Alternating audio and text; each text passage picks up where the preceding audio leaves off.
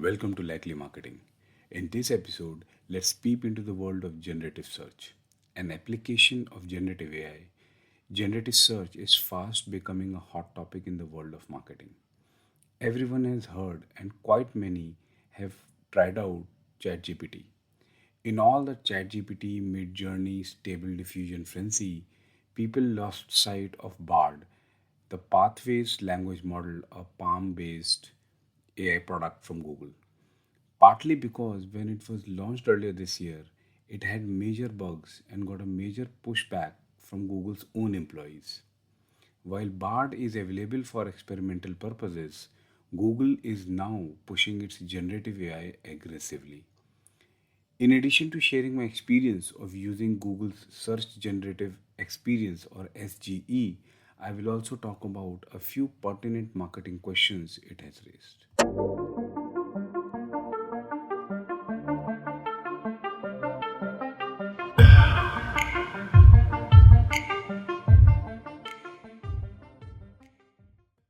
In the past year, we all have been witnessing generative AI technology bringing in a new way of how people search for information through a chatbot interface. But the online search experience has barely changed or evolved. It's not that search engines have not changed, the changes have remained largely iterative. It was about time a technology like AI changed that. Enter Google's generative AI for search known as Search Generative Experience or SGE, which is a part of Google's Search Labs. Currently, it remains as an opt in for users and only supports US English and a few regional languages. SGE provides a layer of generative AI on top of your existing search experience, doing away with the need for a chatbot like Bard or ChatGPT UI. According to Google, SGE provides AI powered gist of a topic with factors to consider and pointers to explore more. It allows the user to ask follow up questions in a conversational way and access high quality results and perspectives. The official SG website lists four use cases for users right now: easily getting up to speed on things you're curious about, quick pointers on specific questions or situations, know what people think that can help you make a decision, and view range of products and things to consider while shopping. The SGE toggle is available to users who use Google Search on the Chrome web browser or an updated Google Search on Android or iOS devices. I got my notification on the Chrome browser about a month back and decided to give it a go. When you open the Chrome browser window, you're greeted with the same UI with the big Google logo with the search box and 8 shortcut icons below that. There is a subtle change on the top right menu where the Search Labs icon in the shape of a beaker appears after Gmail and Google Images, right before the hamburger menu icon. SGE appears when you make a search on Google. The query appears in the search box up top. If you look closely, a new option Converse appears after the usual All option. Right below that, a bar with slightly lighter color background with curved edges on both sides with the question get an AI powered overview for this search and a button with the text generate right next to it.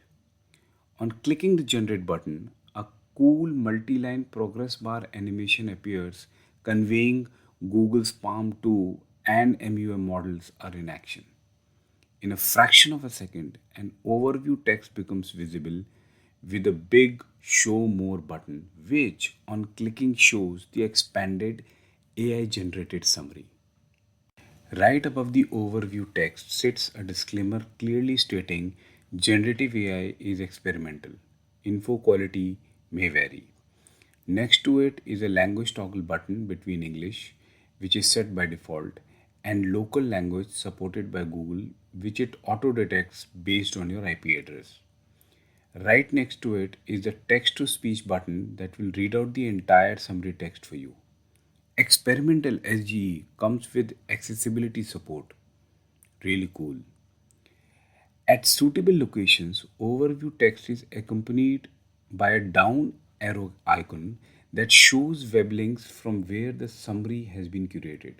The user will have the power to further evaluate the information provided. On the opposite end of the summary text, SGE shows the high quality reference links that have been used as a source. At the bottom of the SGE section, four links are available. Ask a follow up, along with three suggested follow up questions relevant to the search query.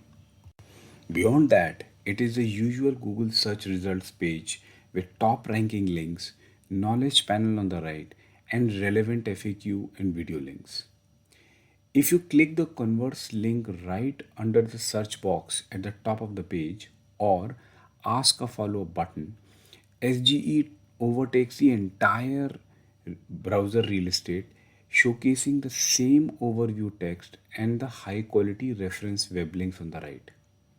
The search term that you have searched for appears on the top right in a curved box. A big text input box is available at the bottom where you can type your follow up query and a reset button on the left. On the top left, there is a rectangular box with rounded corners containing link to go back to the normal Google search. After nearly a month's usage, here's my take on Google's generative search experience. The UI is very minimalistic, quintessentially Google. I found SGE interface to be very user friendly and intuitive as compared to ChatGPT, Midjourney, or Stable Diffusion, which require time to get used to. Google's focus on transparency by giving the user access to web links that were used to curate the overview is awesome. Google chose to allow the user to validate and decide whether the generated summary is useful or needs further inquiry. While other generative AI platforms have not given priority to this crucial aspect, it is admirable that Google has chosen to go this way. Placement of SGE is very well thought out. If a user does not find the generated search useful, it will take a maximum of two scrolls to access the normal search results that we are all used to. SGE complies with Google's privacy policies and may not show any results for certain queries that require precise domain knowledge, like finance and health. SGE leaves many unanswered questions and things to consider for marketers. I will cover this in three broad categories: SEO, user experience, and lead generation. In its current state, SGE sits as a layer above the normal search results. Does that mean the fight for ranking high on the first page of Google SERPs is going to get more fierce? Are we looking at a page zero ranking? Currently, if you search a query ending in near me, it shows the usual search results. For businesses offering location based services, what kind of results will SGE show? Backlinks have always been a premium source of quality traffic. Marketers would kill to get high quality backlinks for their website. Does SGE factor in backlinks in its search results? Even if it does, do backlinks command similar weightage as normal search? Will social signals like users sharing pages on social media carry weightage? A significant amount of time and effort is invested in creating relevant title and meta descriptions for each website page. They have a direct bearing on appearing in search features like rich snippets and featured snippets. These features have over the years become very important for marketers to get the much needed early attention of the users and convey trustworthiness.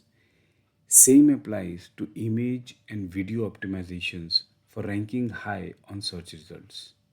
It is unclear whether SGE relies on this information and to what extent. Over the past few years, Google My Business has gained a lot of importance, and Google has been pushing companies to keep their business profiles updated. In my searches for branded keywords for major brands like Microsoft, SGE did not generate any overview. On searching for fast growing brands like Venmo, it showed an overview, but most of the reference web links were from recruitment or media websites. Does this mean Google My Business will hold less significance in Google's generative search? From a better user experience perspective, Google has been pushing for better user journeys on websites and making them mobile friendly. They have been promoting better user experience through accelerated mobile pages or AMP framework and core web vitals update to the search algorithm. Will it still remain critical for marketers to rank their pages in SGE results? Appearance of the SGE layer at the top has pushed the entire search results out of the first portion of the user's page view. It seems that the sponsored ads may get pushed down with the search results too. I'm sure Google has figured out a solution to this problem because Google Ads contributed 58% of its total revenues in 2022.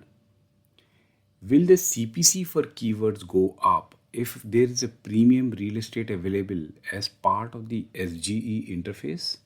It is important to remember SGE is an experimental project that is still a work in progress. While marketers will continue with the strategies that have worked for them and rethink the ones that didn't, it is imperative that they keep an eye on SGE and its subsequent versions. If the current avatar of SGE is anything to go by, the marketers will need to be ready to quickly rethink their SEO strategies to win the page zero ranking war if it happens.